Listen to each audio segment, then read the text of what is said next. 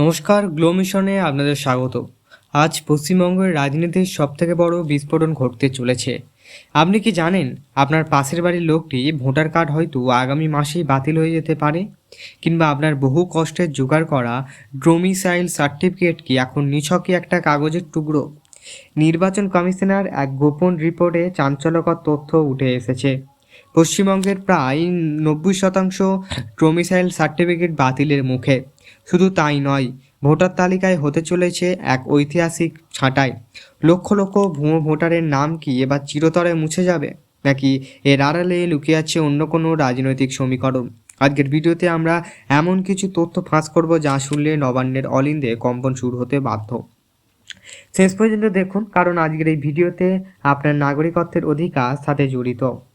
কয়েক বছর আগে আমরা দেখেছি পশ্চিমবঙ্গের জনবিন্যাস কীভাবে বদলেছে। বর্ডার ডিস্ট্রিক্টগুলোতে জনসংখ্যা এই অস্বাভাবিক বৃদ্ধি কি স্বাভাবিক, নাকি এর পিছনে কোনো পরিকল্পিত ভোট ব্যাংক তৈরির খেলা? নির্বাচন কমিশনার সূত্রে খবর, ভোটার তালিকায় এমন হাজার হাজার নাম রয়েছে যাদের কোনো বৈধ ডোমিসাইল প্রমাণ নেই। আর এই ডোমিসাইল বা স্থায়ী বাসিন্দার সার্টিফিকেট নিয়ে শুরু হয়েছে আসল গোলমাল। অভিযোগ উঠেছে গত কয়েক বছরে ব্লকের পর ব্লক থেকে পাইকারি হারে ডোমিসাইল সার্টিফিকেট বিলি করা হয়েছে, কোনো সঠিক তদন্ত ছাড়াই।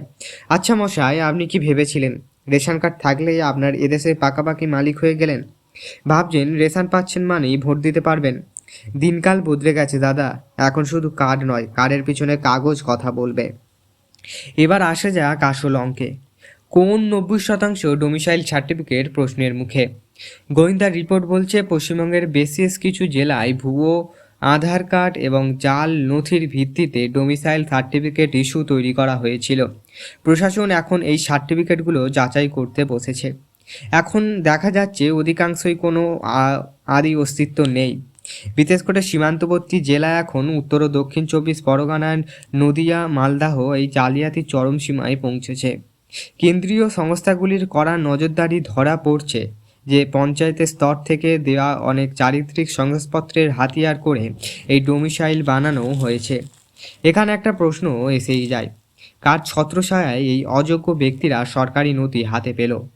যারা আজ বড় বড় কথা বলছে তারা কি জানতেন না যে মাটির মানুষের দোহাই দিয়ে আসলে রাজ্যের ডেমোগ্রাফি বদলে দেওয়ার চেষ্টা চলছে? ভোটার তালিকায় এই অনুপ্রবেশকারীদের নাম তোলা কি কেবলই ভুল, নাকি সুপরিকল্পিত কোনো ষড়যন্ত্র? নির্বাচন কমিশনার এবার কঠোর।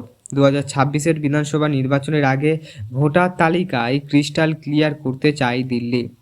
কমিশনারের সিদ্ধান্ত নিয়েছে যাদের ডোমিসাইল বা বাসস্থানের প্রমাণ সামান্যতম গরমিল থাকবে তাদের নাম সরাসরি তালিকা থেকে বাদ দেওয়া হবে।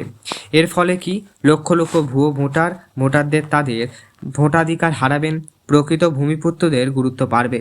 রাজনৈতিক দলগুলো সেই চেনা ক্যাশব্যাক রাজনীতির অঙ্কেও উলটপালট হয়ে যাবে। আশা করি আপনারা কিছু হলেও বুঝতে পেরেছেন। আজকের এতটুকুনি।